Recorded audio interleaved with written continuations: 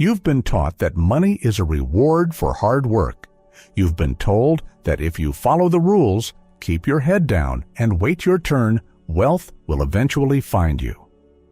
But if that were true, the hardest workers in the world would be the wealthiest, and we both know they are not. Machiavelli looked at the world with cold, unblinking eyes and saw a different reality. He understood that money is not just currency. It is a weapon. It is a tool of influence, a shield against manipulation, and the ultimate measure of your strategic autonomy. Tonight, we are stepping away from the shallow advice of the masses. We are not talking about budgets or side hustles. We are diving into the dark psychology of wealth. We are going to explore why the pursuit of money is often a psychological battle before it ever becomes a financial one.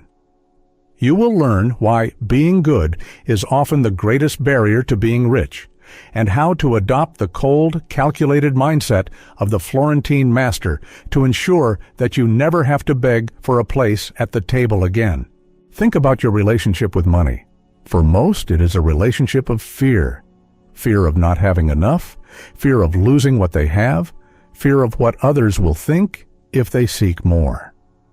This fear is your first shackle. Machiavelli knew that a prince who fears his own shadow can never rule a kingdom. To attract wealth, you must first become indifferent to the opinions of the mediocre.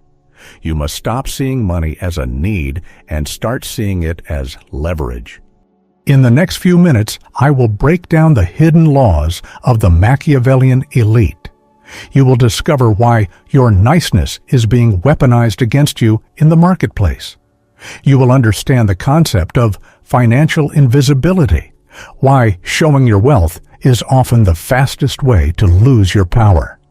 And most importantly, you will learn how to build a fortress of resources that makes you completely untouchable by the whims of others. The world is a marketplace of egos, and most people are selling their souls for a discount, but not you. From this moment forward, you stop being a consumer of life and start being its architect. You are here to build a legacy that silence cannot erase.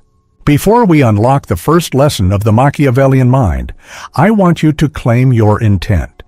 Go to the comments and drop this affirmation. My wealth is my fortress. Let us begin the ascent. Lesson 1.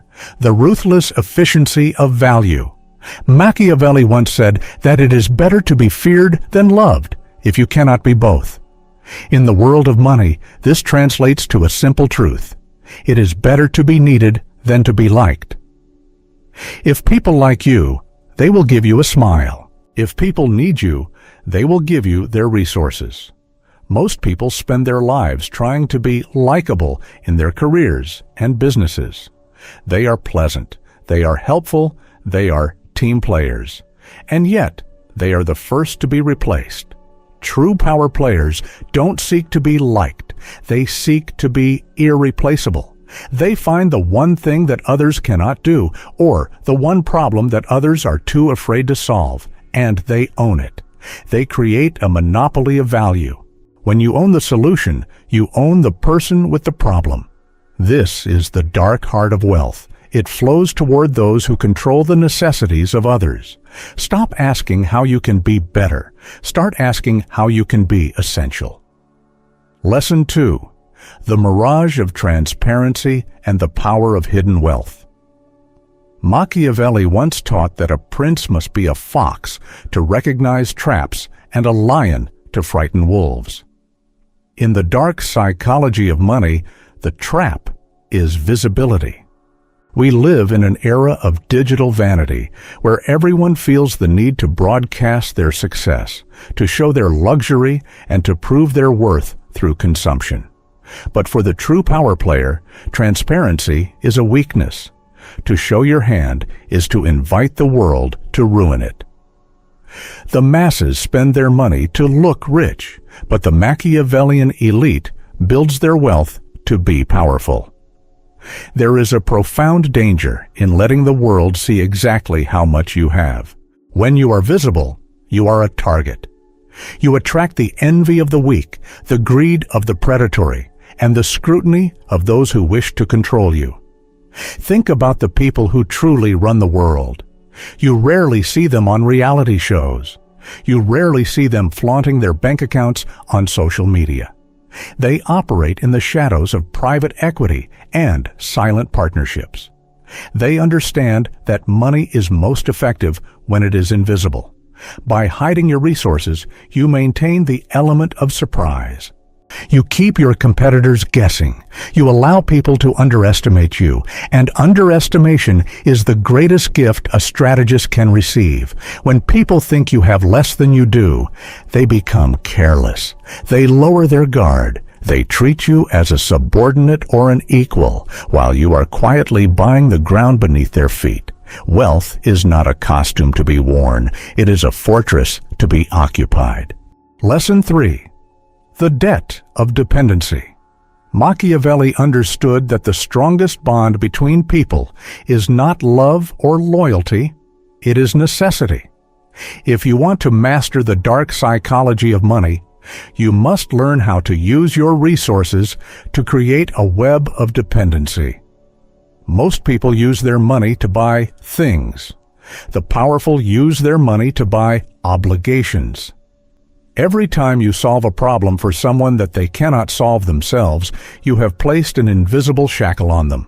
Every time you provide a resource that they cannot find elsewhere, you have increased your leverage. This is the debt of dependency. In the marketplace, if you are the one who provides the capital, the insight, or the connection, you are the one who dictates the terms. You don't need to shout to be heard. You don't need to fight to win. You simply wait for the moment when they realize they cannot move forward without you. That is when the true profit is made, not in the currency of coins, but in the currency of control. But be warned, never let the dependency be seen as a threat. A wise prince makes his subjects feel that their prosperity is tied to his own. You want them to believe that as you rise, they rise. You want them to protect your wealth as if it were their own, because they fear the void that would be left if you were gone. Wealth is the ultimate psychological anchor. It tethers people to your will without you ever having to raise your voice. Lesson 4. The trap of comfort. There is a poison that tastes like honey, and its name is comfort. Most people work hard for one reason, to reach a point where they can finally stop. They dream of the day they don't have to worry about the rent, the day they can afford to sit back, the day they can finally be safe. But the Machiavellian mind sees safety as a cage. Machiavelli observed that princes who grew fat on their own peace were the first to fall.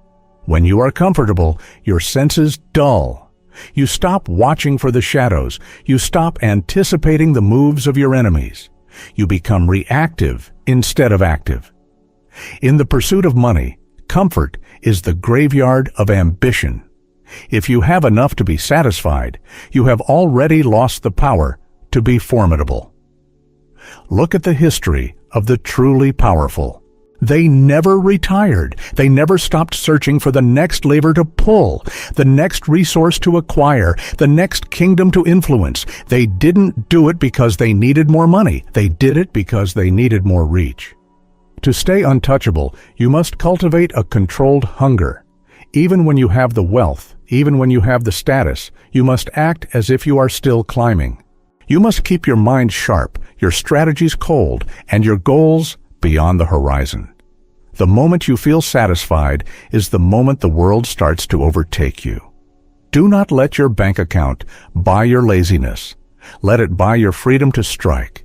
Let it buy your silence to plot. Let it buy the time to wait until the exact second your competitor is most vulnerable. Lesson 5. The philosophy of the predator. The world operates on a simple, unspoken law. You are either the one setting the trap, or you are the one walking into it. There is no middle ground. And in the dark psychology of money, the trap is almost always baited with the promise of fairness.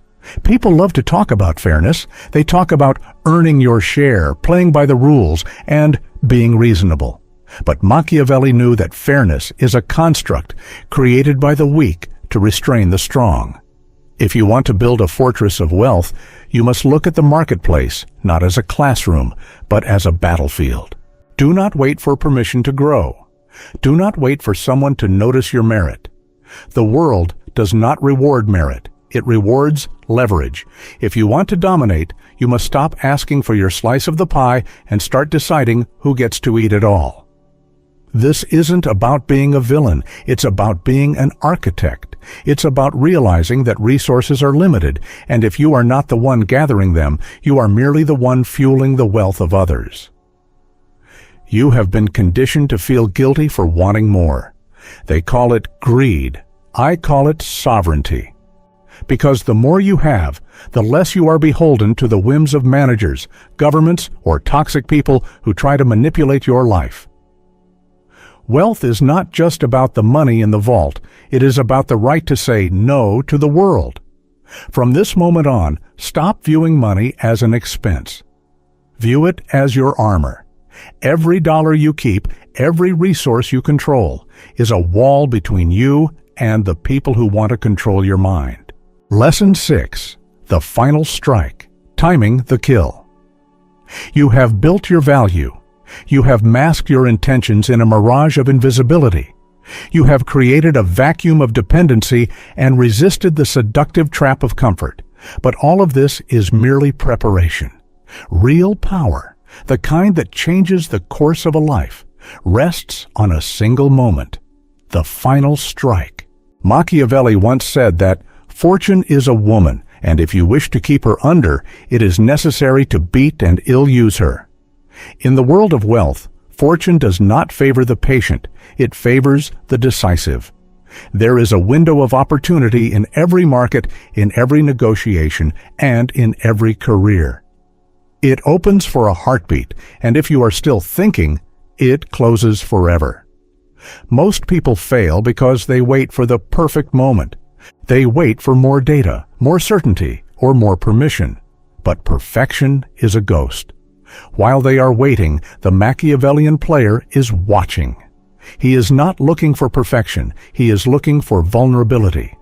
He waits for his opponent to grow arrogant, for the market to grow fearful, or for the opening to widen just enough.